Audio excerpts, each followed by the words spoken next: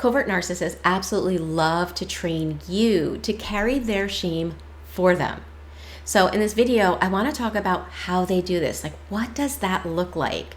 I want to give you real scenarios so that you can examine your life to see if this might be happening in your relationships. We're going to talk about why they do this. We're also going to talk about what happens when you start waking up and realizing that you have been a garbage pail for their shame and you no longer want to do that anymore. And last but not least, I want to give you some tips on how to navigate through this in a way that helps you to feel empowered from within and build agency and heal your own shame wound all at the same time. So that being said, let's dive in. For those of you that don't know me, my name is Michele. I'm a somatic experiencing practitioner and the founder of the School of Transformation, which is where I meet live on Zoom every week and I do the inner work with survivors from all over the world of childhood trauma together. Here on my YouTube channel, we talk about what healing is about, what it looks like, the symptoms of unhealed trauma.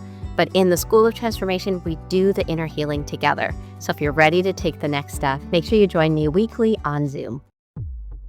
So covert narcissists cannot face their own feelings of shame.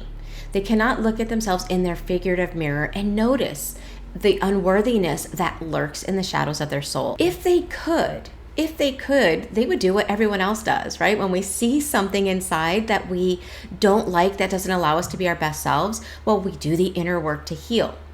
Well, because they don't self-reflect and they refuse to see it, they don't do the healing. They prefer to project what they don't want to feel onto someone else. I want to give you 5 different scenarios that you can examine to see if in your life somebody might be subtly causing you to carry their shame. Number 1 is the forgetful celebration trap. So imagine you're cleaning your house, you're preparing for a party for somebody. And then the narcissist walks in a very wounded voice, says something like, wow, funny how you care about celebrating for someone else, but never for me. And so suddenly you went from being happy and excited to the event coming up to feeling this knot in your stomach and your mind starts racing like, do I really do everything for others and not this person? When the reality is what really happened was that they were deflecting their own guilt about never celebrating your successes or doing anything for you. And so they threw that in you by making you feel inattentive. And all of a sudden, the peace that you are feeling deflates like a popped balloon. When what is happening is they're seeing your joy and noticing their unworthiness. And so they have to do something to make you feel bad because in some weird way, this helps them to not feel that shame. Number 3 is the emergency that never was. In other words, you're halfway through doing something and you're doing it well, but the narcissist swoops in as if you can't handle it and they're going to help you, quote unquote. And while a part of you might want to say, no, I've got this, you wind up allowing it, feeling like you have to force gratitude and feeling some shame inside. Well, what's happening behind the curtain is narcissists refuse to feel their own panic and incompetence. And so they create these rescue missions when what will happen is they will be patting themselves on the back for being your savior, take all the credit for everything that was done, and you're left feeling extremely uncomfortable. Number 4 is the too sensitive shutdown. So maybe you share with them something that happened at work, maybe a joke that your coworker said that stung you. And instead of supporting your feelings, the narcissist rolls their eyes and they're very dismissive of your feelings. They might even say something like, you're always overreacting. Goodness, why can't you just lighten up? And what happens inside of you is maybe you feel like crying. You feel uncomfortable. You start second guessing your own emotional reality. Like, was it just a joke? Am I overreacting? When what's happening is that the narcissist can't tolerate feeling vulnerable. And so they invalidate your hurt, your pain, by shifting the focus away from their own emotional fragility. Number 5 is the silent lecture punishment.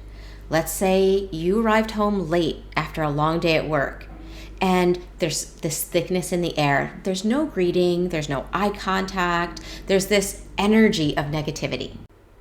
And then hours later, the narcissist says, you know, here I was all day wondering if you even cared about me, wondering what happened to you.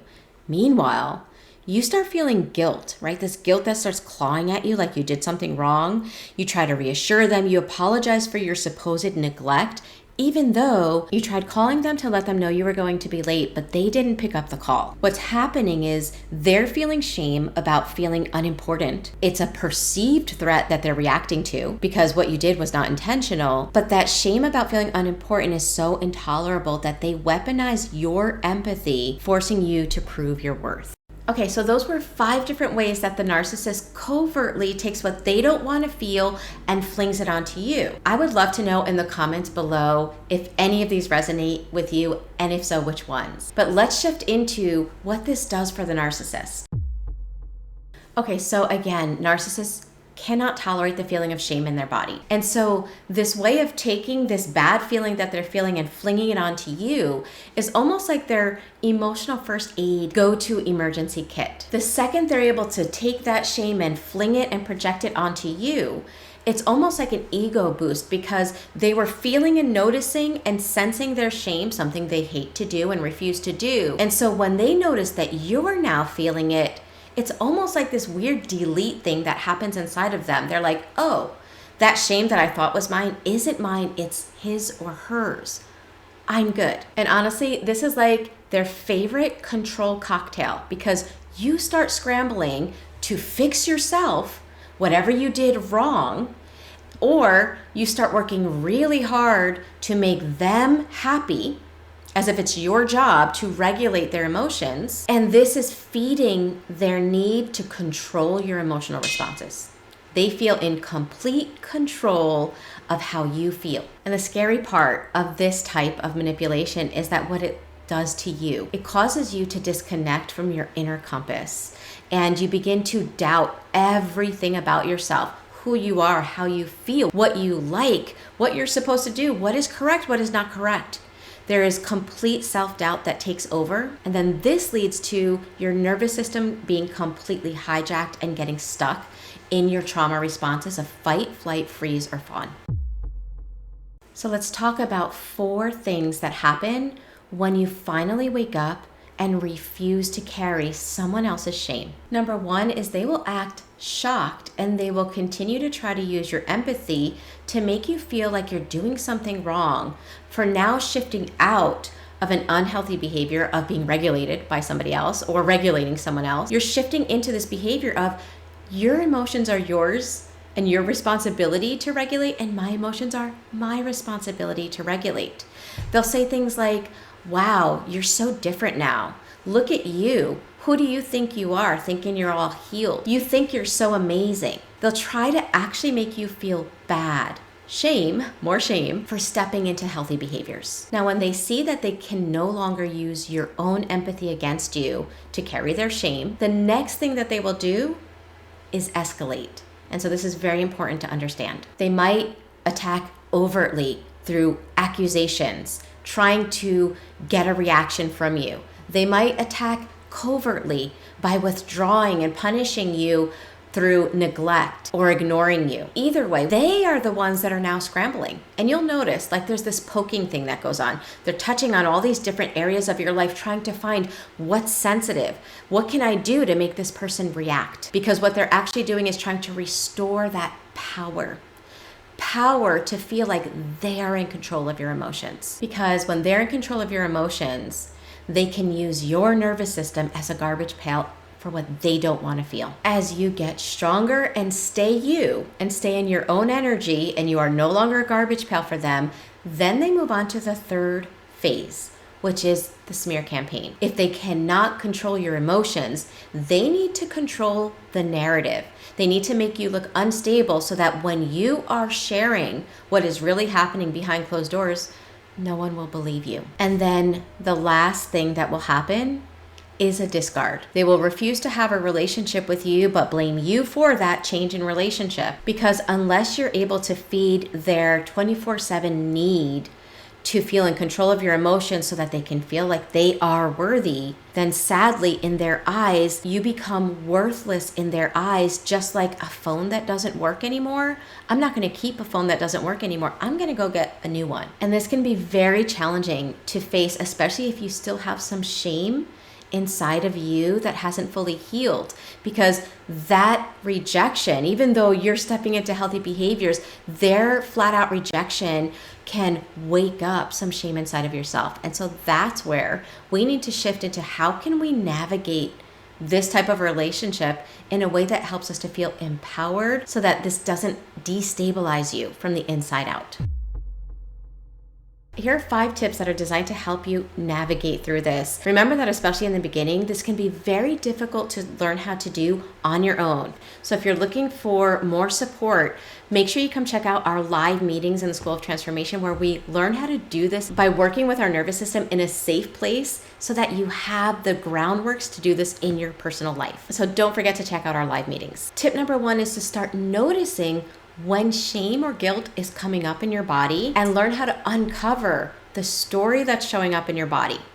That weight of shame is heavy. We can feel it when it comes up in our body. We can start asking ourselves, for example, when they criticize me, when they ignore me, when they have negative energy, that means I am what? We want to start uncovering the story and then asking ourselves, do I agree with that? Do I agree that when that person ignores me, that means I'm bad, right? They're touching on an invisible shame wound. Until we can see what it means in our body, we will not be able to change it. Number 2 is to begin noticing when they're trying to activate their shame wound and call it for what it is. Instead of, oh, they're ignoring me, that means I'm bad, start naming it to tame it. Oh, they're doing that. They're ignoring me because they don't like to see me happy. Oh, that's a them thing. Step number 3 is about boundaries. If they say something like, oh, look at you being all happy, having boundaries around your emotions, like, oh yeah, I am happy doing this. In other words, giving yourself permission to feel happy even when they're trying to imply that you shouldn't feel it. Tip number 4 is to begin journaling your truth. Start tracking incidents of projected shame. Writing it down externalizes the weight of what they're doing, and it helps you to begin noticing the patterns. The faster you can notice what's happening, the more you have choices. When we don't notice what's happening, our nervous system goes to our old childhood go-to trauma responses, which are outdated. So we want to bring it into our conscious awareness, and journaling is wonderful to help us to do that. And tip number 5 is plug into support. Start sharing your experiences with people that get it, in places where you can share and feel connected and safe, because this is going to start rewiring your nervous system to feel safety. Remember, tomorrow, Friday the 18th, I have a free live webinar all about how to feel safe after trauma. So if you have not registered for your free seat in that event, please do so now. So those are 5 tips that can help. Again, remember that it's very difficult to do this on your own. So reach out and find live support that is helpful for you.